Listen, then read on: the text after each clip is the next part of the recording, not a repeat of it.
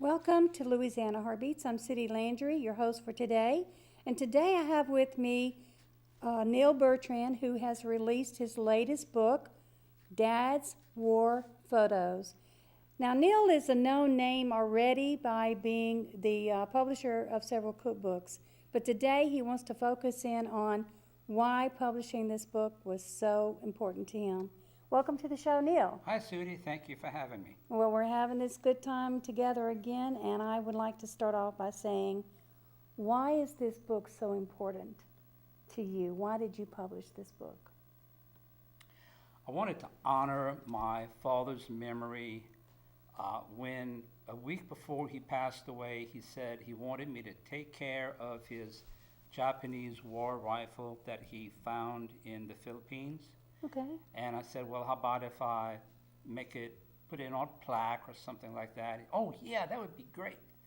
Well, then I decided, well, I'll go a step further. I'll take his pictures that he took during World War II in the South Pacific, and I'll publish them in a book. And so it was a long project. It took 3 years, but the book is done. Well, I have a question. What's that? Were you interested in this kind of topic before you decided to do this? Oh, I was a World War II fan. I loved watching World War II movies. So yeah, I'm a big action adventure movie watcher. So did you have to do a lot of research, though, to be sure that you got all these facts together? The What did you do? The research is what took a lot of time because I was not familiar with a lot of the equipment, tanks and personnel carriers and military terminology. I did not know what these things were, so I had to research on the internet as best I could. And for example, the airplanes. Okay. I knew by looking at a plane, yeah, that looks like it might be from World War II. But I didn't know a B-24 bomber from any other plane. Whereas, I found out later, some experts could just look at a plane and instantly tell you, yes, that's a B-24 or a P-38 or whatever. So that alone took 2 months of researching the airplanes to find out what was their purpose, how fast did they go. And so I'll put all of that in a section in the appendix for the warplanes. I even have a part where it talks about the specs, the specifications of each plane and how fast they went and the speed and the altitude and all that. So any war buff, airplane buff, would love to see what I have here. So about how many pictures do you have that have been caught and filmed by your dad in this book? In this book, I have 420 photos of things that he took and scanned images of artifacts that he brought back. Japanese stamps, Japanese matchbox, on and on and on. So 420 images, plus I have 21 maps that I had created, professionally created, and these maps will allow you to follow along to see where he went actually I have, with these photos and with the portions of the battalion's diary that I have included, Okay, wow. I was able to trace his steps from his doorstep at home to boot camp, to war, and back home. How long did it take you to put these pictures in order of how it happened? Or are they in order? No, they are all in order by month. By month. That took Wow. quite a while. I had to, on the back of the photos, he usually had the country he was in and the year. Okay, Well, wow. that was a start, okay? And then, once I got the battalion's diary, which is a story in itself, I was able to create a timeline and organize everything by country and month and year. That sounds like an encyclopedia to me. This is an educational project. Anybody who wants to get an education on the South Pacific, they can get this book and educate themselves like I had a major education over the past 3 years. Yes, and I can understand that. But what's great is that kind of thumb through the book is that it's under each picture, and then you have an article about it on the side or something to add to it. Battalion's Diary, it has timeline. You have all these wonderful images caught in film for eternity, and you have maps. So was that your original plan when you, how did you decide how to put this book together? My original intention being that I had nothing except raw pictures, Okay, and even the pictures, a lot of the pictures did not have anything on the back of the picture to let me know what it was or what was going on. And so it was a process of time that I was able to put the thing together. Originally, since I had just photos, I was going to just put 600 photos in 5 separate ebooks, 5 different volumes of ebooks. Then one day, I'll tell you what happened. I was on the phone with a local World War II veteran, okay. and he said, you know what, you need to call and talk to so-and-so in Indiana. He can help you out. So I called this man, and I was talking to him, having a conversation. He says, you know what, are you aware that you can get your father's battalion's military record, which is the journal, or what we would know as a diary? Wow. So I said, no, I had no clue. So he says, yeah, he gave me the phone number, called them, and the battalion's diary, the whole 3-year time in the South Pacific, was on 2 CDs. So I bought the 2 CDs, read the whole thing, and used the dramatic portions to go in the book. Because just plain photos doesn't do a whole lot. But when you have dialogue that says, we have Japanese planes dive bombing these battleships, and some Japanese bombers came over the campsite and dropped bombs and started a fire, and it blew up 2,500 barrels of aviation fuel. That adds drama to the pictures and to the whole thing. So you get an idea of, wow, my dad experienced all this, and he never told me. So what are some of the stories he did tell you? He never did sit down and say, Neil, have a seat. I want to tell you about my time in the South Pacific. I didn't think so, but But every time I looked at the pictures with him, of course, I grew up with these pictures. They were in a cedar chest in the hallway of our home that I grew up in. So I would take out the pictures, and I would say, well, okay, well, what is this? What's going on here? And he'd say, oh, well, they're doing such and such, okay? And I remembered practically everything he told me from the time that I was a young child. These things just stuck in my memory. One of the things he said was one night he and his tent mate, there was 2 men per tent. This was in New Guinea. He said, we were sleeping, and then a large piece of metal comes and crashes through our tent and hits the ground in between us there. Yeah. Mm-hmm. There was a dogfight going on up above, the U.S. planes shooting at the enemy, Japanese enemy, and part of a plane came off and came through their tent. I would remember that. That's how too. God protected That's right. my dad and his friend. You brought up something very important. On the back of most of the pictures, he has details of what that picture's about. And I encourage people who have pictures that want to pass them on to the generations to write down the date and who's in that picture, because really, that's a story in itself. And how many times you hear people finding pictures that have nothing on the back, and people want to know, well, I wonder whose relative this is. That is so important, and look at that. You had all these pictures, and now it can be turned into a book. So anybody that has a wonderful story they want to capture could think about possibly putting it in book form and locating a good publisher, which we are, connected to the Writers Guild of Acadiana, and you just yourself have a publishing company, so you've got a lot of insight. So if anybody would be interested in doing something like this, perhaps they might want to check out your email that's up there and find out what it takes to I'll be maybe put glad it. to help anybody produce their book. Okay, and it's all about how to and where to start. Just start, right? Mhm.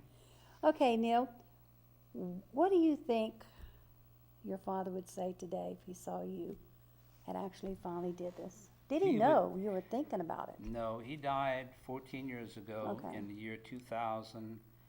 But he would be absolutely beside himself with joy to see what I've done with his pictures. So yes, he would be extremely happy. You know, Neil, I mentioned your book to another friend that's here at AOC that is going around and documenting the stories of people who were in World War II. And I told her I'd like to put you and her together. And she's actually filming while she can, while they are alive, their stories. And that told her about your book. And so she was really encouraged to take it from there, maybe combining something later on and getting your approval or your opinion or even your guidance on Sure. that. Okay. That'd be great. Do you have any other areas of this book that you, okay, my question is, okay, you've done this book, which is totally different than your other books. Are you planning on doing a part 2, part 3, or have you thought about it? Toying with the idea of doing volume 2, publishing the pictures that I did not put in this volume. Okay, So I'm thinking about that, but before I can do that, I want to produce a hardcover copy of the book, and I want to do a digital book, an ebook. that's right. And this ebook that I have started working on and I'm almost done will have links to videos of actual World War II footage. So if you're on the way to the Lingayen Gulf in the Philippines, well, right there will be a link to of actual World War II footage of the ships going into that area. Wow. So be very educational. In the process, from start to finish, before we get into actually talking about some of these artifacts that you have displayed on the table, did you find out anything you did not know or something interesting other than you slightly mentioned earlier about your father that you would want to share? There were some aha moments where there were mysteries to me, okay? And during the course of this whole research and developing the book, it was like, oh, that's what that is. So, it was such a fun, exciting, exhilarating time of researching and saying, wow, I can't believe Daddy was there and he saw all this and he didn't think it was important to share with me. Somebody had to do it, and that somebody was you. So, Well, I have another question I want to ask. Do you think that there are places around our area that could benefit from having your book displayed at their place? For example, where would you like to see your book used? With all the information, documented pictures, educational, what areas might be places of interest? Schools? schools, definitely high schools and definitely colleges, College. universities, all of the libraries should have at least one copy. I was at our library yesterday and I showed the book, and these two guys were flipping out over this book. How, wow, look at this, look! And so that is encouraging to me.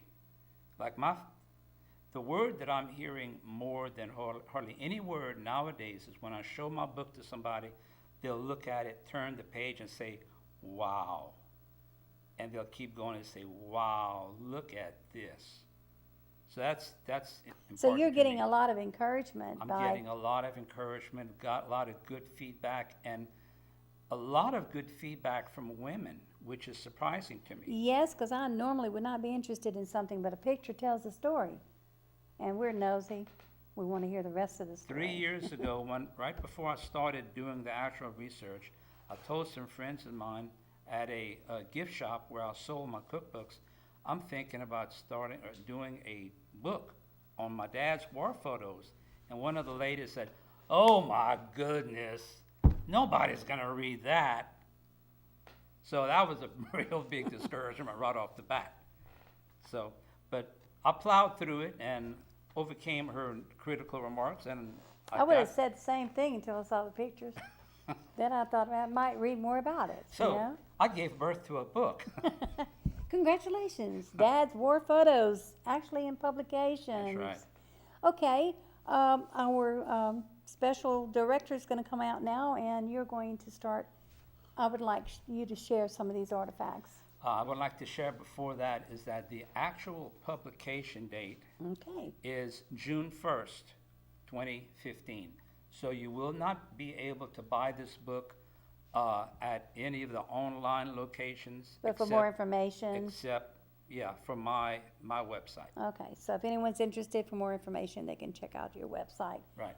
Okay, and we can also add that to the end of the show also. So now, would you like to share the stories? Okay, Okay, well, one of the places my dad was, he was in New Guinea, and he came back with a armband made by New Guinea natives, and this was made out of some kind of vegetation, and it was, I guess, weaved together with very fine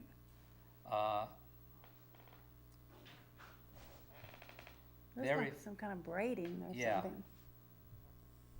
There you go. If you want to zoom in Little on that, focus. if you can. Little clear, needs to be clear.